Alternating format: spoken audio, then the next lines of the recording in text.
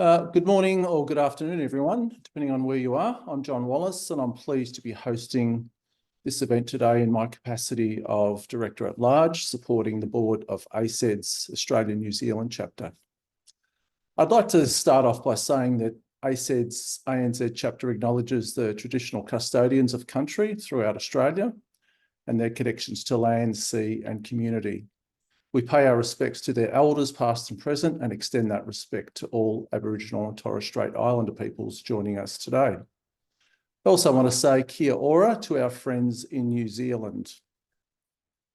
So welcome and thank you for supporting ACEDS by joining us today for this first ever online event for the chapter this year. I'm really pleased to have our participants, our panel members with us today. And I'd just like to welcome them, and I'll give you a little bit about their backgrounds. So first of all, I'd like to welcome Angela Bunting. Angela is the Manager, Litigation and Practice Transformation for the Commonwealth Director of Public Prosecutions here in Australia. Angela is recognised as one of the leading eDiscovery experts in Australia, pioneering and innovating structured data solutions and associated technologies. Her experience is drawn from roles at the Australian Federal Police, EDT, Nuix, and eDiscovery service provider, and also at Kingwood Mallesons. Our second panellist is Nika Komokeliu. Nika is the National Litigation Support Manager at Russell McVeigh, New Zealand, leading the litigation support teams in both the Auckland and Wellington offices. She has over 17 years' experience in various legal roles at Russell McVeigh, including working on a range of discoveries from small to large scale in the High Court, as well as tax and other regulatory investigations. She has a particular interest in streamlining the eDiscovery process through practical solutions and the appropriate use of technology. And finally, Lizanne van Niekerk. Lizanne's a Senior Community Enablement Specialist at Relativity, and she's based in the Hunter Valley here in Australia. In this role, Lizanne educates and advises customers to make the best use of Relativity. She's worked in digital forensics and the eDiscovery industry for the past 10 years, and her background includes Big Four consulting firms in South Africa, where she gained hands-on experiences across all phases of the EDRM. She holds a Master of Commerce in Forensic Accountancy from the Northwest University in South Africa. So again, really pleased to have these panellists here and to share some of their unique journeys of eDiscovery with you.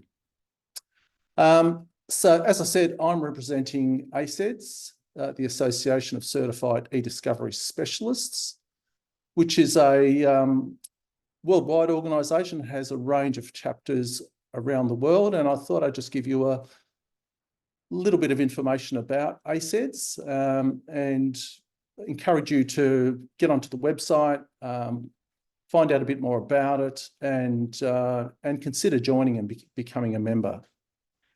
So ACED's vision statement really exists for all of us people that work in eDiscovery or want to work in eDiscovery, to inspire and educate, have a unifying influence on the development and use of technology, validate technical competence of legal professionals.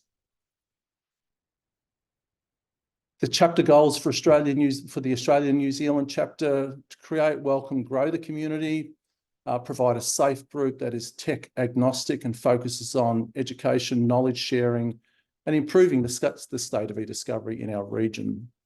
And also to create educational content that our community can use and grow personally and professionally. So when you get onto the website, you'll see lots of different webinars, lots of other information, material that all goes to supporting this profession that we're all working in.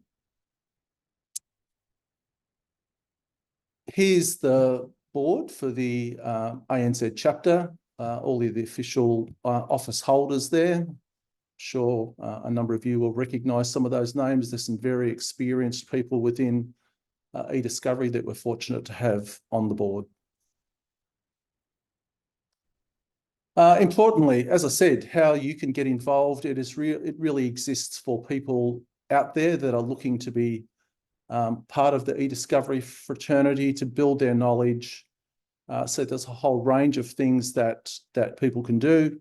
Attend events like this, consider becoming a member. There's, like I said, some great opportunities there for people. So we're also looking for corporate sponsors. So again, if you're interested, please get in touch with any of the board members, or consider donating. So there's, again, various ways to help within the region through donations. I should also say there's also a special there's a discount code that's available until the end of June. So again, that discount code is ANZ 30. So if you're interested, please, get onto the website or reach out, and any of the board members would be happy to provide any information, talk about some of the benefits, or help you become a member.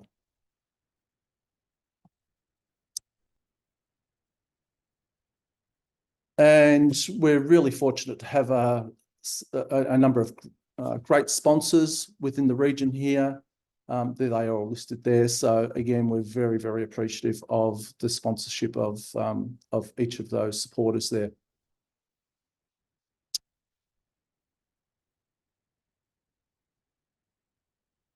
Okay, so the topic today, unique journeys of eDiscovery. So this is a bit of a different focus, a bit of a different kind of webinar. And it's really, when we're putting this together, there's really an opportunity to showcase our panelists, to provide a bit of a retrospective through their eyes, but also getting an understanding of what got them into eDiscovery, what's kept them there, and some of their highs and lows. And I guess importantly, where the industry is heading into the future. So enough from me. It's our panelists that you're here to hear from. So we might just kick things off. And by the way, we will have hopefully an opportunity for some questions at the end of the session. So I would encourage people to use the Q&A function if you do have a question for the panelists, and we'll hopefully get to as many of those as we can at the end of the session. So Nika, I might kick off with you, and let's start by maybe talking about the early days. What led you to commence your journey of eDiscovery, and then we'll hear from Lizanne and Angela as well. So Nika, welcome, and over to you. Thank you so much, and thank you for having me. Yeah, so I'm originally from Finland, and I left Finland many, many years ago to go on my OE, which then eventually sort of led me to New Zealand. And after working various legal support roles at Russell McVeigh, I ended up being approached for this role, so a litigation support manager role. And I had worked really closely with the person who had been in this role before. And I think at the time it was quite difficult to find people that were, or that had the sort of relevant experience or the qualifications for this role. So I think the decision was made to sort of expand the search and find people that might have some of those sort of transferable skills or relevant skills to the role. So I think they sort of approached me thinking I might be a potential candidate. So yeah, I ended up applying for the role, ended up getting it, obviously, and have been doing this role now for the past 14 years or so. So, and I think it's very sort of similar story what's happening still in New Zealand. I think it's difficult to find people that have got specific qualifications or experience within the eDiscovery industry. So yeah, so quite often we sort of widen the search and look at sort of transferable skills. Right.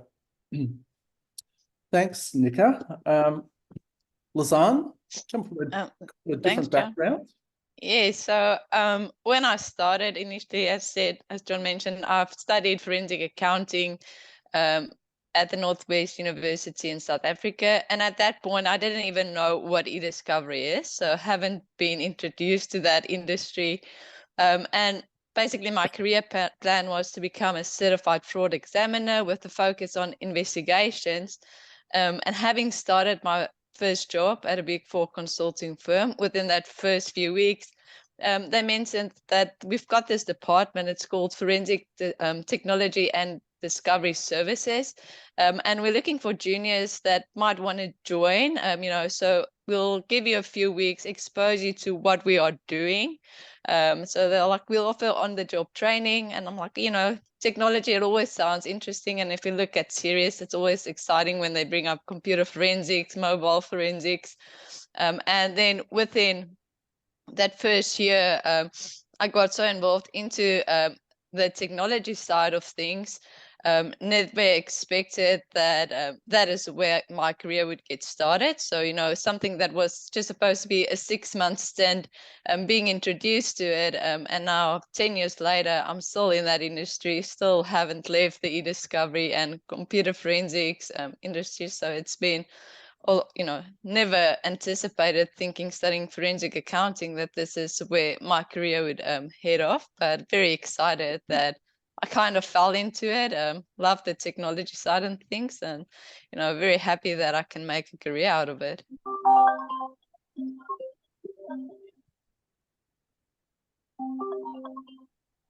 Sorry, I think that was going on there. Thanks, Lizanne. Interesting. I've heard that a very similar story so many times, and certainly my public sector career.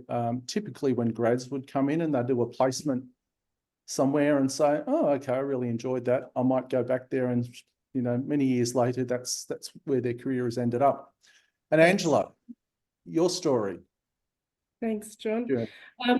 I'd just like to add a caveat that all opinions expressed today are my own and not those of my current employer, the Australian government. Just a bit of caveat over what I'm going to say. I'm going to take you back even further. For those that remember, there was a company in Sydney called Dashing Documents. And in Australia, this was the first foray of paralegal services done by a service vendor to copy and QA discovery for legal firms, and law firms loved it. So I was lucky enough to be part of the on-demand group when they secured Dashing On Demand. And I was allowed to replicate that as a business unit in Brisbane, which was extremely successful. Back in the day, it was a lot of copying and very early scanning. If anyone remembers Harlequin scanning back in the day. I was then asked to work at Mally's, which was a great boon and something I really enjoyed.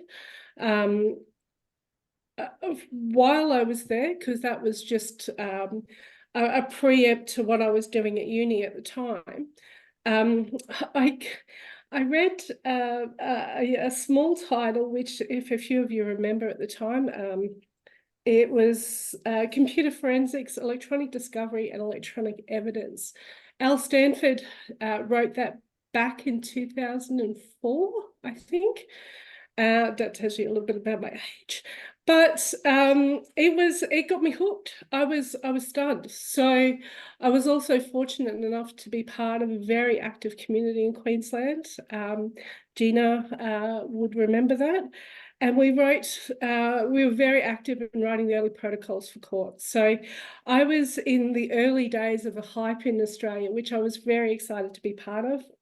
We wrote the original practice note 8 for electronic discovery, which became practice note 17 in the federal court, later to become CM6. So my journey's been one of sort of falling into a very niche area, but at the ground floor. So I've watched it grow in Australia. I've been very, very, very lucky. Yeah, again, that term, not unlike what Lizanne said, and I've heard it so many times over the years. People fell into it, and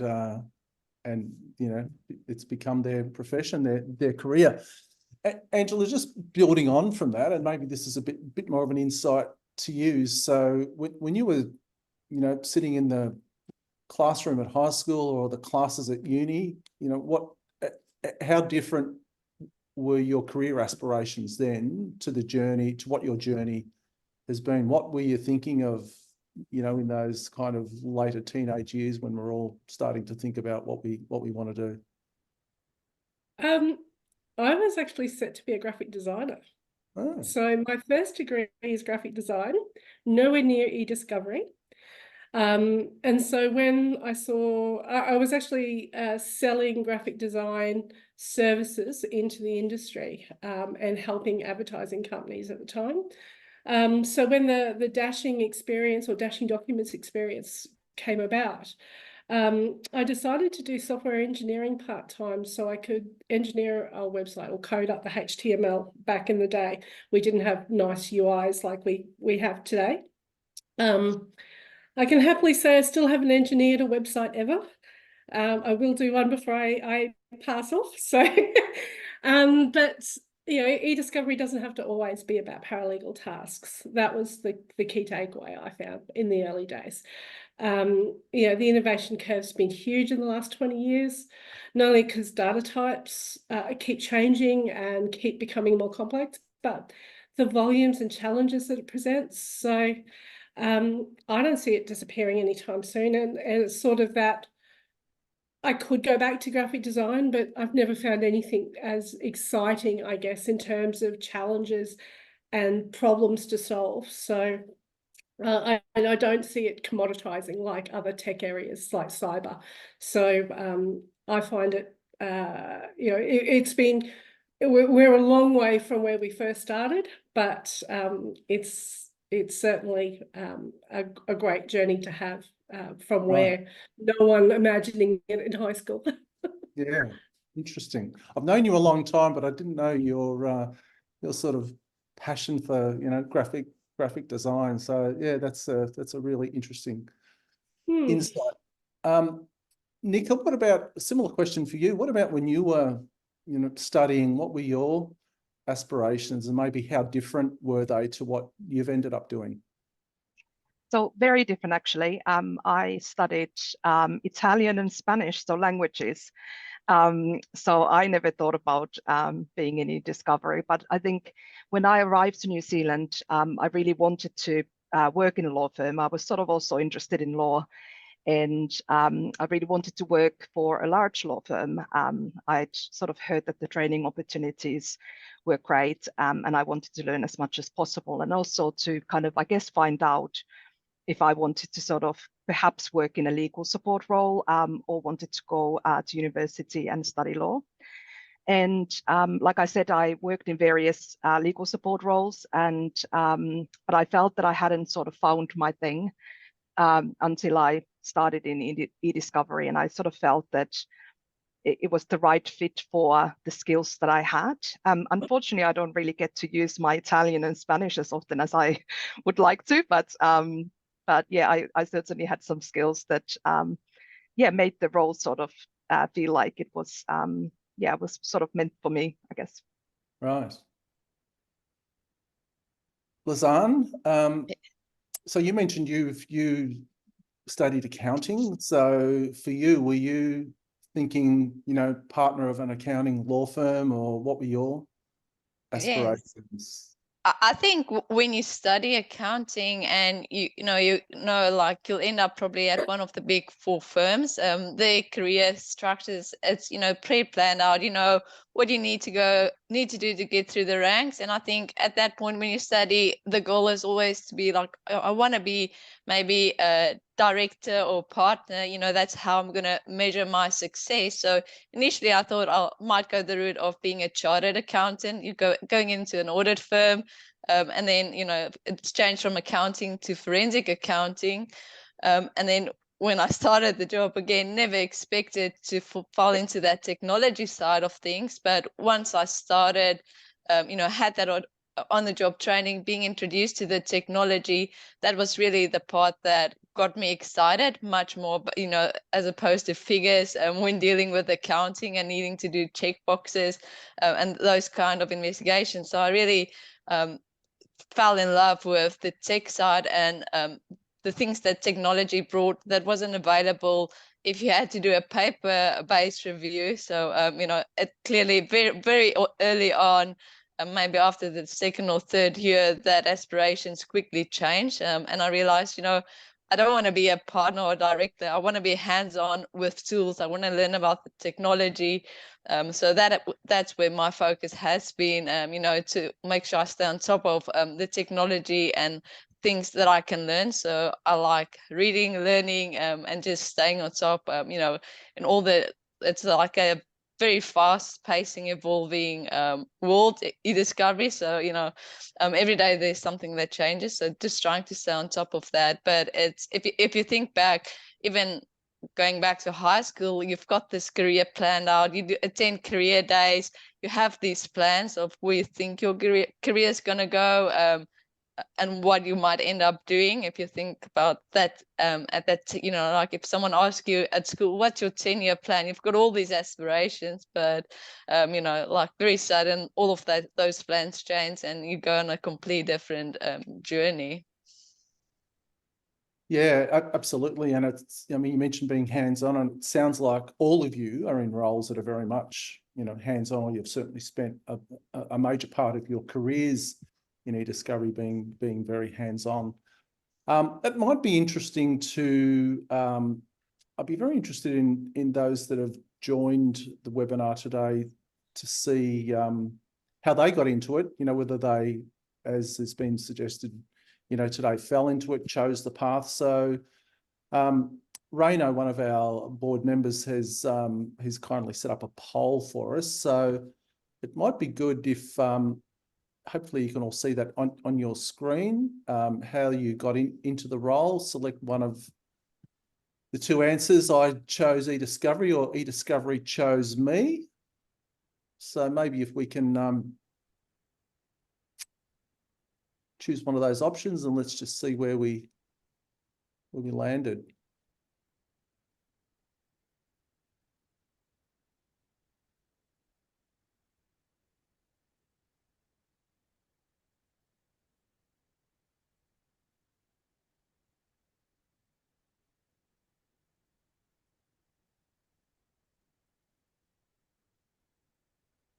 Well, a strong tendency towards eDiscovery chose me. Okay, I think the poll has ended. Looks like we've got one person who chose eDiscovery. That's interesting. That'd be another interesting story to hear.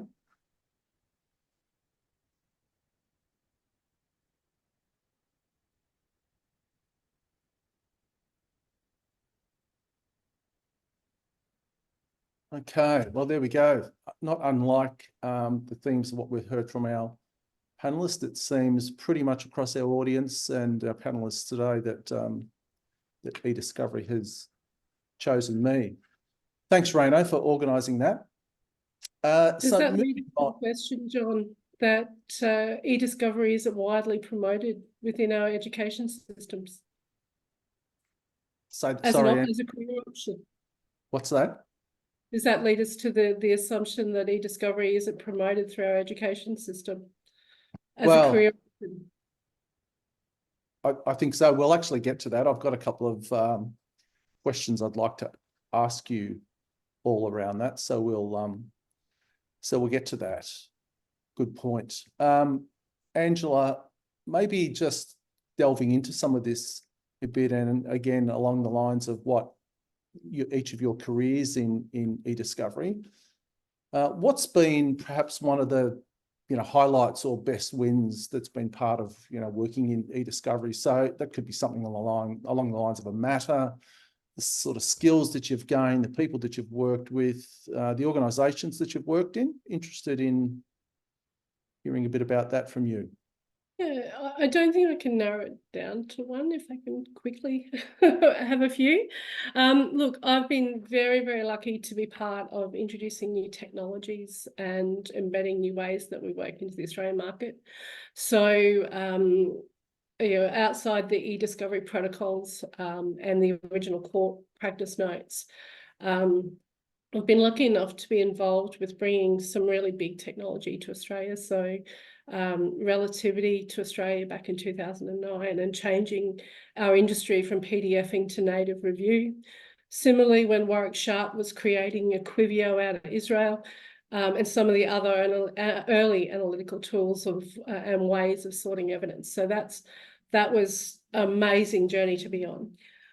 I'm also lucky enough to travel the world and with eDiscovery, and I've developed some really interesting friendships across the industry.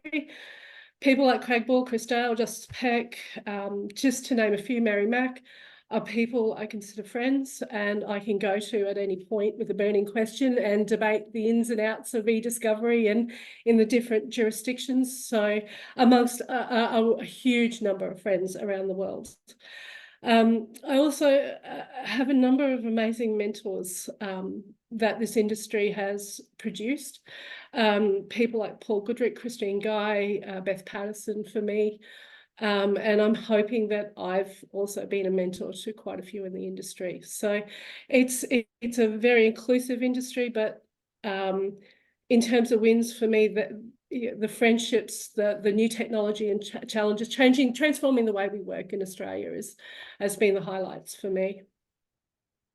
Thanks, Angela. It's a really rich experience that you've, over that period of time, some 20 years, and I think, you've mentioned some really prominent names there within this area of eDiscovery. It is quite a niche, industry in some respects. It's across the world, obviously, but I think, some of the friendships, and I guess that's all part of ACEDS as well, to really foster those kind of relationships, both, across this chapter, but also, internationally. So, yeah, some really. Absolutely. Mary Mack, one of the original representatives of ACED in the US, is certainly one that fosters relationships, and ACEDS has created many relationships for me over the years.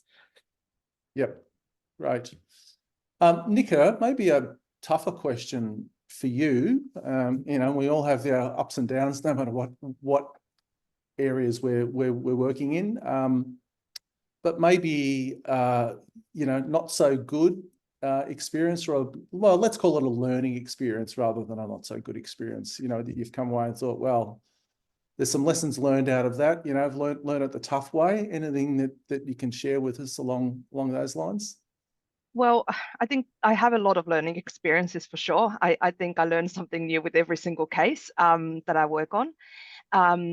But one sort of learning experience that I think that comes to mind straight away, one of the first ones was, and this is not particularly specific to a case, just a more generic one, is the importance of communication and importance of bringing the right people and get the right people involved in the case early on. So I think that sort of applies to every single case. And I think when I started this role, I often found that we sort of were drawn into the process much later. Maybe it was already at the time when the documents started arriving. We had hard copies on our desks one morning, or electronic documents being delivered on USBs or what have you. And that was the first time we got involved in the case. And that obviously sort of caused quite a lot of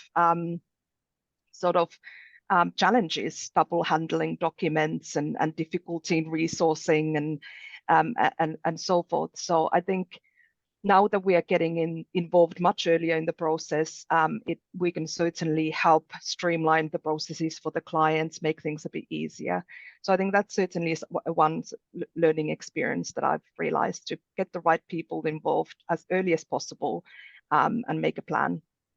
Yeah, agree. And as you say at the start, communication is key, isn't it? No matter what. Yeah, absolutely. You're doing, particularly working in a team. So this goes probably to Angela's point a bit. So, you're three women that have built very successful careers in tech and eDiscovery, and I think sharing some of the stats that I've been reading about, I think, to me, certainly reaffirms why I refer to you as trailblazers.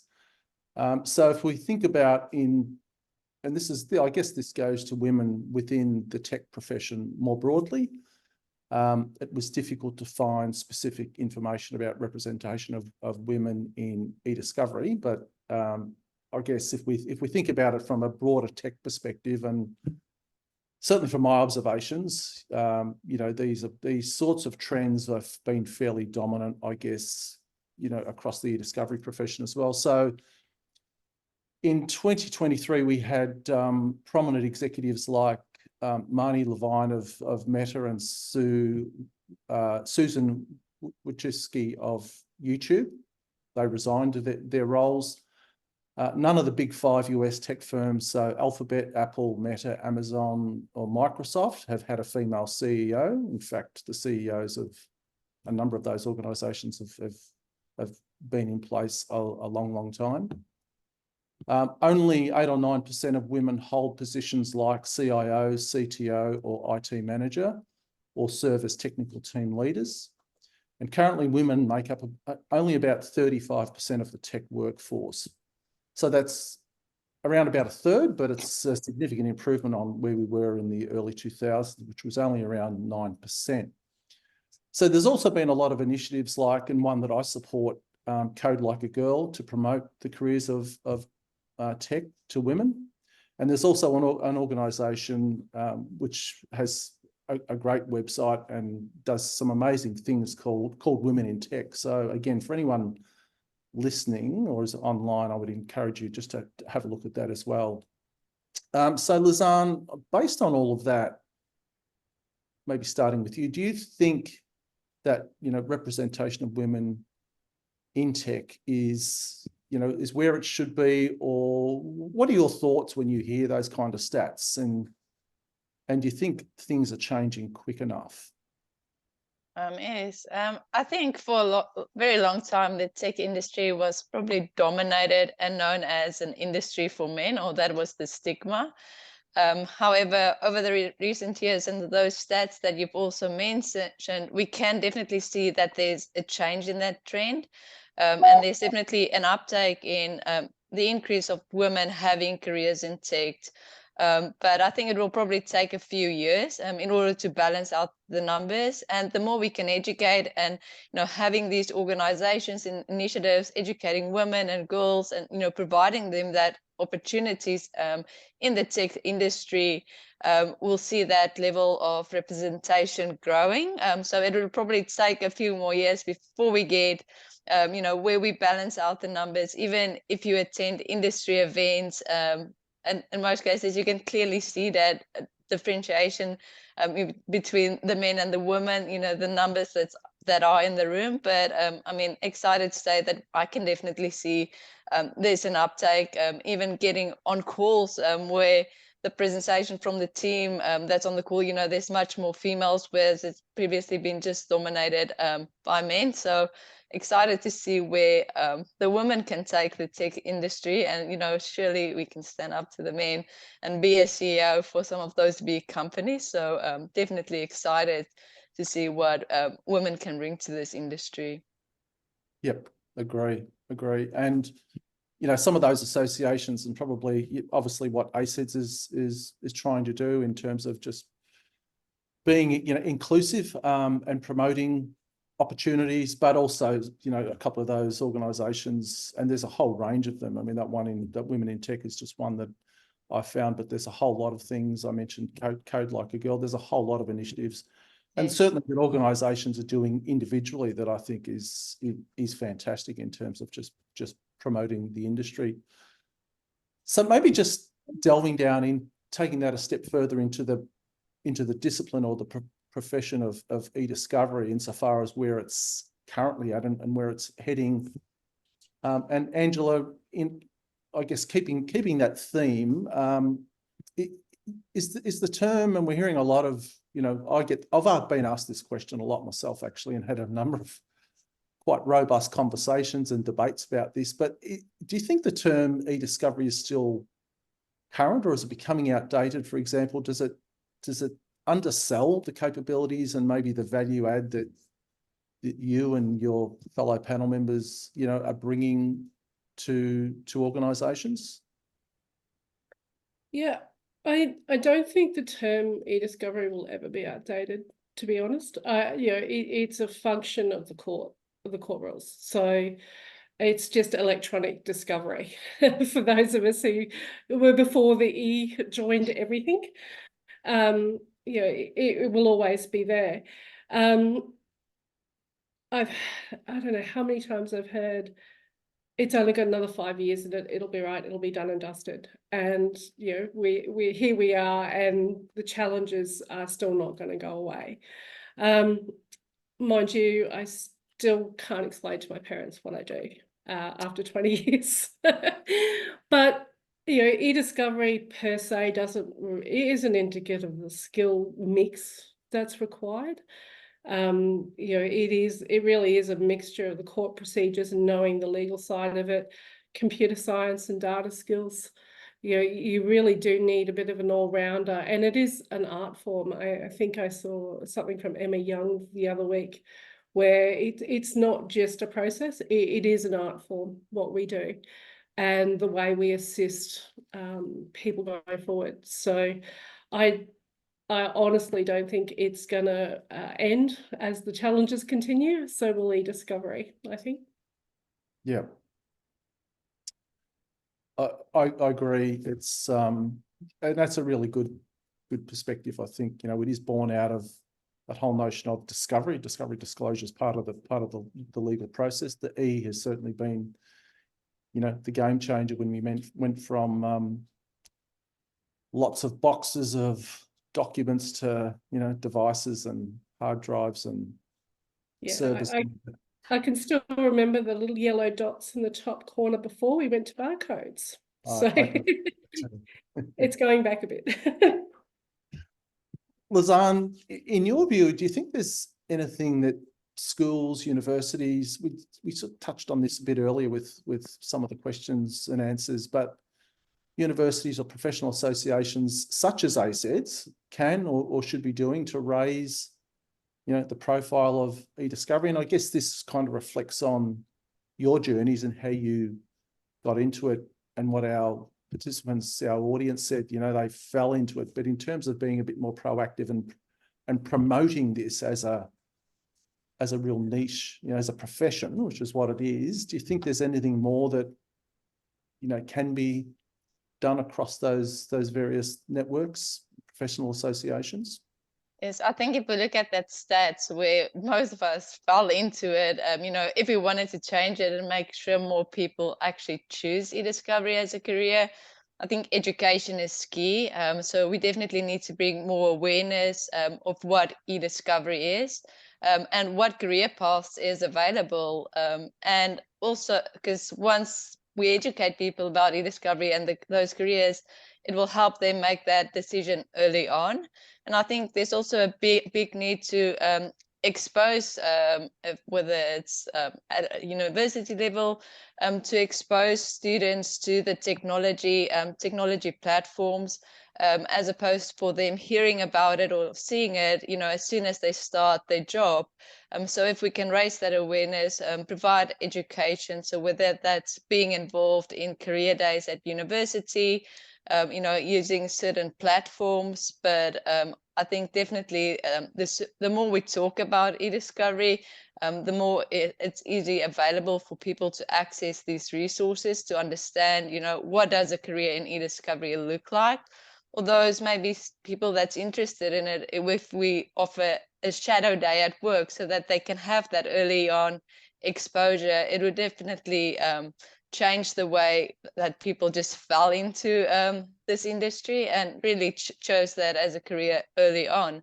And I think also keeping in mind, when you choose an eDiscovery career, it doesn't mean you just need to be in eDiscovery. You can still be a lawyer, and have that technology background. So you can always supplement any of your existing skills with the technology. And that way, you'll always stay relevant, because if you've got that experience and exposure to the technology as well. And I think it's also probably our responsibilities, trying to get involved, having opportunities, getting in front of universities, if they have certain modules that they present, offer our time to go and speak about how you can use legal technology, and how that would impact. So at least if they've got that exposure or have that direct contact, you might have people reaching out to you afterwards saying, oh, this is really interesting. I might consider a career in that. So I think it's all of us that's in this industry, is our, together with all the associations and other platforms, our responsibility to promote eDiscovery and make sure we line up the next generation of eDiscoverers, within Australia and New Zealand, it goes for all over the world. I think that's right, and particularly we're hearing about the competition for talent, the competition to try and attract and retain people. So I think you're right. Anything that can be done to, I guess, promote and encourage more people to think about this kind of field. And I was at the Legal Innovation and Tech Fest last week and talking about there's this new framework out, legal data intelligence, that really highlights and reaffirms the broad skill set that people working in eDiscovery have to work across all areas of data and some of the big data challenges that all organisations are now grappling with today. So I think we shouldn't underestimate, and I think the value of the skill set that people like yourselves that have got immense experience in this, but more broadly that what people learn in terms of technology and the use of AI and all those kind of things, the skill set goes way beyond I think the value to organisations in terms of their other big data challenges.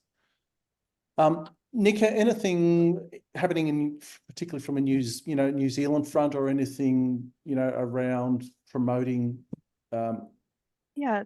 So I think I absolutely agree with what Lisanne said, and I would add that I think there are lots of really wonderful eDiscovery vendors and software providers that provide really amazing technology-specific training within the industry. But perhaps that's an area where association like ASETS can come in, is to provide perhaps non-technology specific training more, even more related to New Zealand and Australian area, perhaps about eDiscovery best practices in New Zealand and Australia, High Court rules, and then more general training around technology and what's available. So yeah, I think that would certainly assist in terms of training people and perhaps providing that extra knowledge to people. Yep, great. Angela, you're 20, I think my rough maths, 20 plus years experience in eDiscovery. What excites you about the future developments in eDiscovery? I think for me, the challenges are never ending. So the learning isn't finishing, the creativity is never finished. As a society, anthropologically, if we keep morphing our technology in the way we do business and the way we communicate, then the challenges for us will always continue to grow, and the tech will continue to morph. So I don't see that ever going away. We'll have hype cycles. AI, if anyone remembers, maybe about 10 years ago, when Ross technology hit the market, AI and robots were going to take over the industry. I remember being at Legal Tech Innovation, and Julian from Google spoke about it, and it will go through them, they'll settle down. In essence, that was just a classification on Thomson Reuters case law in the States, but there's always going to be something to learn. So if in terms of puzzles and challenges, eDiscovery is sort of the place to be, I think. Can I also just add, just on Lazan's point and Nika, because I completely agree with what they are saying about training in the industry, but I think it also, one thing that we need to do for the industry is have more mentors, more people that can help increase the knowledge of the younger generations, but also give them a safe place to explore some of the challenges that they may be facing. And that goes right back into high school. I've done Code Dojo with younger girls, trying to teach them how to do it. And quite often there's always male mentors. And the male young coder will sit there and code up rocket ships and gunfights. And the girls will code up little ponies jumping over balls and stuff. They need people, strong people who can tell them that that's also valid, and then help them raise to some of the challenges that they're going to experience in eDiscovery. So just adding to Nika and Lazan's view. Yeah, good point. And mentoring, I think is the value is, and lots of opportunities, and the value of it, I think, is, we can all look back and think about throughout our careers and you named quite a range of them, but the people that have, they really do influence, your career, and just can't understate the value of having those sort of coaches and mentors throughout your journey. Okay, so I've given each of you a bit of a forewarning about this. So this will sort of wrap up our formal or our exchange of questions and ideas. It's been great to hear from each of you. So now here's your chance, and I'll give each of you, 45 seconds, your elevator pitch. So here's your chance to pitch to your younger self. And anyone listening today, or anyone, including those that have, children that are, getting to that stage of what we talked about in this chat, through their later years of schooling, starting to think about their careers. So what would you say to your younger self, or to anyone listening, if they're contemplating their own journey of eDiscovery? So, the elevator pitch, or the school, the pitch to the classroom or the uni class, but we'll, in the interest of time, we'll maybe limit it to 45 seconds or something like that. So who wants to go? Who wants to go first? Who wants to be brave and go first? Nika? Sure. Okay. Sure. I would just certainly encourage anyone who might be interested in this industry to give it a go.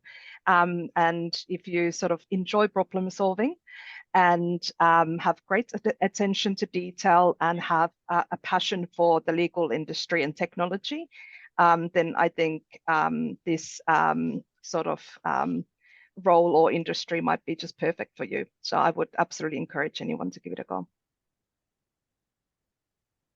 Okay, great. In the words of that guy on the show's Will Anderson, the advertising show, the Bruin, what does he say? You've sold me. Lazan, do you want to go next? I mean, I would also definitely recommend to anyone considering it as a career, like go full in. I think it's a career that will stay relevant for the next hundreds of years, because we've got this enormous amount of data volumes that's just expanding, and it's such a niche skill. You have like so many different things that you need to use in order to be successful in eDiscovery. So you'll never experience a dull moment. There will always be new problems to solve. So it's a very exciting career, together with the new trend of generative AI.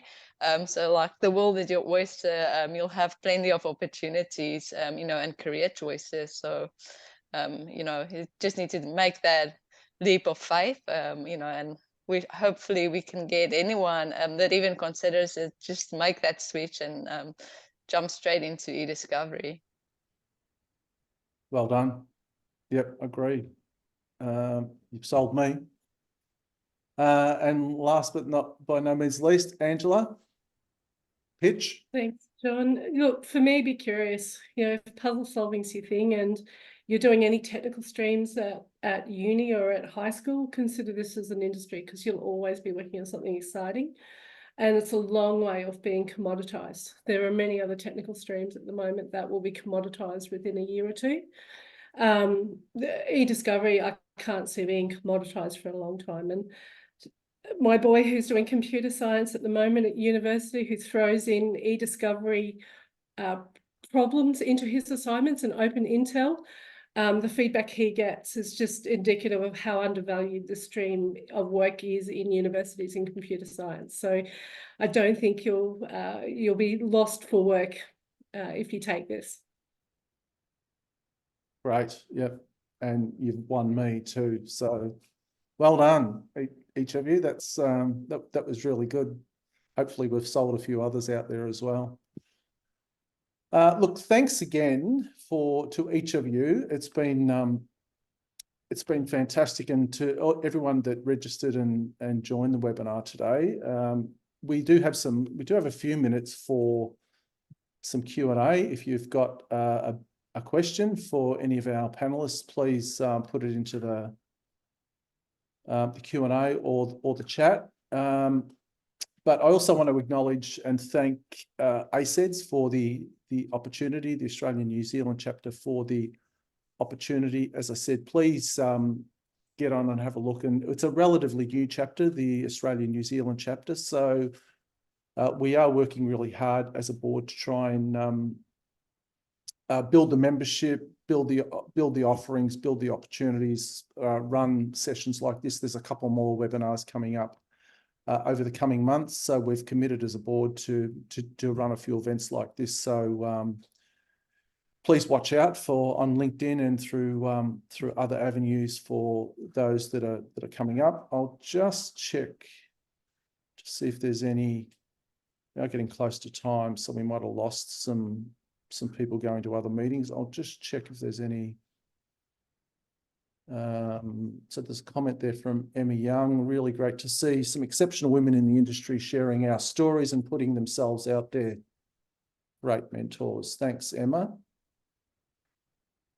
I can't see any questions.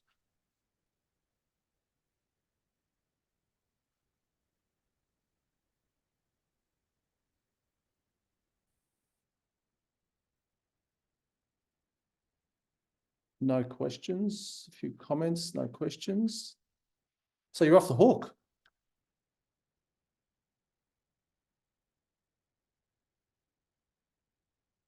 Just check again. I think there's a question there from Emma, John. Okay. Oh, great. Yes, just popped in. Does anyone ever think they should have done a law degree? A lot of lawyers in eDiscovery. Maybe we could do a quick run around each of you for that one. Angela? Oh, go. Yes, I didn't do a law degree, but as part of my studies, I had a lot of legal subjects. So at one point, it was the idea of completing a law degree as well. But I think, at least haven't done that because moving from South Africa to Australia, it wouldn't have been that relevant because obviously there's a big change in law and legislation. But I don't think it's a bad thing, if you have a legal background or a degree and then supplement it with technology skills. So, but I mean, I definitely don't feel like I needed to have the law degree to be successful in eDiscovery.